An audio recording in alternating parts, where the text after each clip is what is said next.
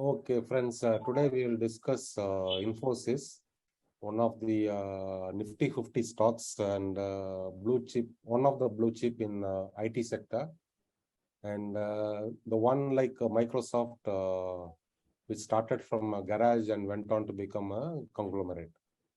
So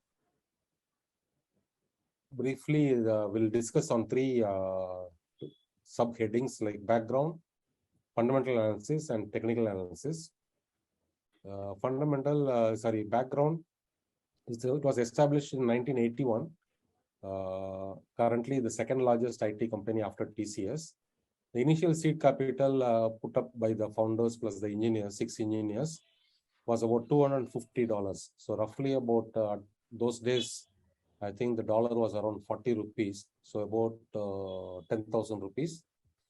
To current, it's about 16.97, say $17 billion. They started the journey from Pune, and the first international office was opened in 1987. Infosys went public in 1993, crossed the 1 lakh crore landmark in revenue in FY21.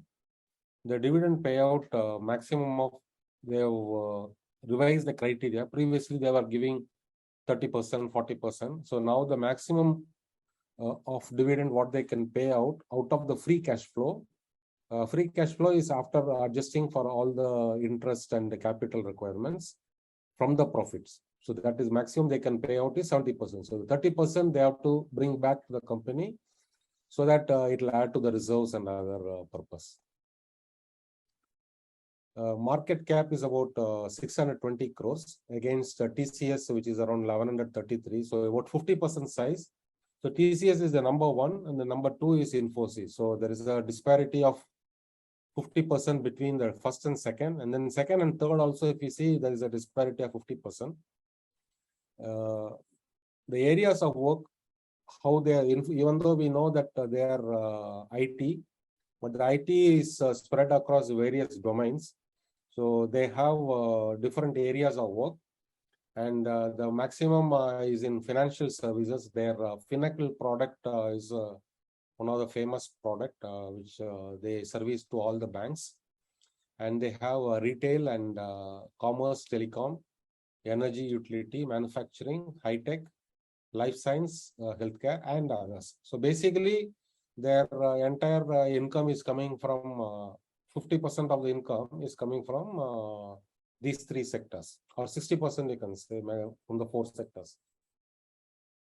And areas of work, surprisingly, it was a surprise to me also.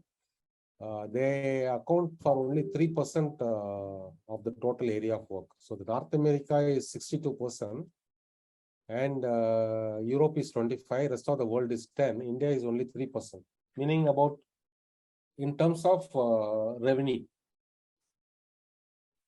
And in terms of clientele, so the type of clients they have, the maximum is 1+ million, meaning the amount of turnover that the company gives order to Infosys.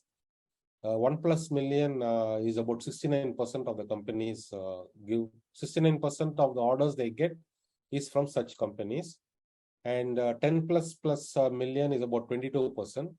50+ million is about 5%, and the top 100+ million is 3%. So the bulk of the revenue might come from the 1++, but the bulk of the profit might be coming from here, even though the percentage might be smaller. Though I don't have any data to confirm it. Employee breakup, the base is about 315,000 employees now. They have a new joinee in FY22 at 140K, out of which 80K came from campus recruitment. And one of the biggest topics for IT sector as well as for the Infosys in particular is the attrition rate. So they had reduced it in 21.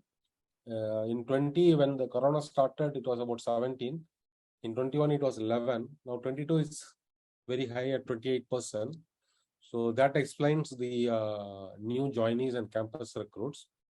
And one point that that would be noted is that because of the so many new joinees coming into the company, there will be what you call like a period wherein they will not be able to give any productive output to the company, because they'll be undergoing training, and after training they'll be starting to work. So FY 22-23 year, when they are going to have the full year performance, there could be some impact due to this. We'll go to the screener.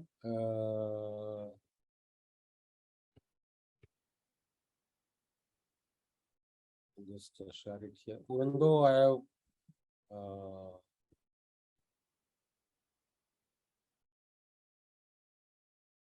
this is a screener from website from where I take all the details. So if somebody is interested to note down the parameters, which I've explained all that in the slides also. So I'll just briefly go through this screener process. So if somebody wants to take a snapshot, they can take a snapshot. And if you want, normally if you want to add any ratios which is not there here, you just have to put it here and then you can just add it here. And if you don't want any ratios, then also you can do it. And so the positive things which I've seen based on the screener is about EPS has grown up 45.4, it has gone to 54.4. The debt to equity is less than 1 and it's at very low at 0.08. So they still have some debt, but it's not very significant. Petros' score is about 7. Ideally, for such a company, 7 is a very good score. But since they are paying very heavy dividends, that's why this is low. I would say, if based on their revenue and the profit they make over so many years, if they are giving a moderate dividend, then possibly this could be around 8 or 8.5. Their ROC and ROE are healthy. There is no pledge. And their PE ratio is good, not very good, I would say, but it's still better. Quarterly performance for this year, the 22-23 is there is a decrease in the year-on-year quarterly sales growth, even though the net profit increased compared to last 2 quarters of decrease. The EPS for the quarter increased from 12.74 to 14.31. If you want, I'll just show you where I'm taking all the details. Yearly P&L, there is a positive trend, and trailing 12 months, TTM shows marginal increase in net profit. Dividend payout is 40%, greater than 40% since 2015. And 1 second.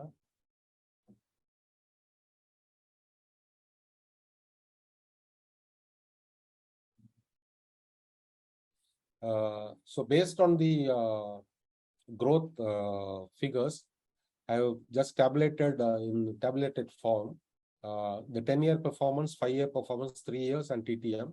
So the compounded sales over 10 years has reduced a little bit and then again increased, and the trailing 12 months the sales is very good.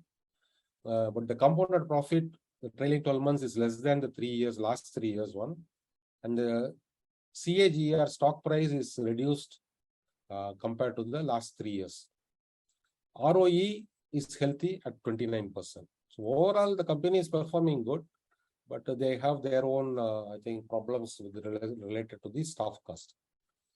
Share capital, it got diluted in 2019. The reserves, it's increase of 1% per year. Other liabilities, there are about 36,200 crores other liabilities. So I tried to find the details, but I could not get much details even in their annual report. Current work in progress, like any assets being developed or being new buildings or something like that, is very negligible compared to the size of the company. Cash flows from operating activity minus 5 years cumulative is about 92,171 crores. Net profit is 89. So some cash is coming from other areas, not necessarily their core portfolio. Ratios, debtor days decrease in last 3 years, so it's good. decreasing in working capital days is also good. ROC increase is consistent for the last 5 years. Shareholding pattern, promoters is about 13%, no change in 2022. FII have reduced their stake, and likewise DII plus public have picked up that whatever FII has left. And con call in July 22 after the Q1 results. So Q1 quarter addition headcount is about 21,000. Revenue growth guidance is changed from 13 to 15% to 14 to 16%. That's why even the stock performance over this 1 week period has increased because the revenue growth guidance has improved. Margin guidance is about 21 to 23%, and sales quarter on quarter sequential growth is 6%, and yearly is 23%. Operating profit margin also increased. So just this picked up a graph from one of the other website group, wherein they show return on average equity and return on average capital employed, which is good. It's consistently increasing over the last 5 years. And whereas the operating profit margin and net profit margin has reduced from last year to this year, but still healthy from 1 year before during Corona to now. And net profit margin is almost stagnant, you would say, for these three, 19, 20, and 22.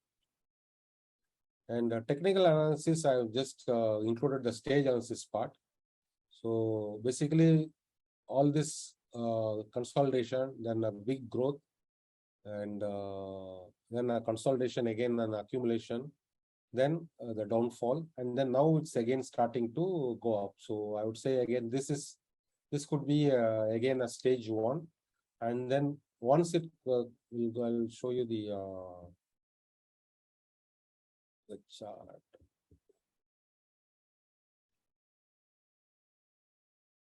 So basically now we are in this consolidation phase, and then now it's again trying to go up. So once it crosses the EMA 200-day EMA, which is about 1546, it could possibly be better to enter into, I would say.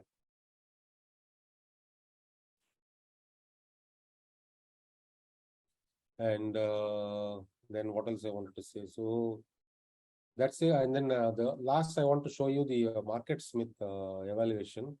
So currently it's hovering around 50 DMA, and this is 200 DMA. So that's normally they don't advise any entry below 200 DMA, but that's individual to individual choice, because you will be losing all this run, but you never know if it's going to return back or not to the previous low level of 1350, 1360, like that. That's why the RS rating is very low. Normally 29 we don't enter. And the number of funds holding the stock is almost remaining constant, not much increase in this. The EPS and sales have increased, and the guidance for coming years seems to be good. So it's not going to be a bad stock or bad performance this year, but slightly a muted performance, you can say. And especially after the second half, the third quarter when it comes, we'll come to know exactly how it has performed. That's all.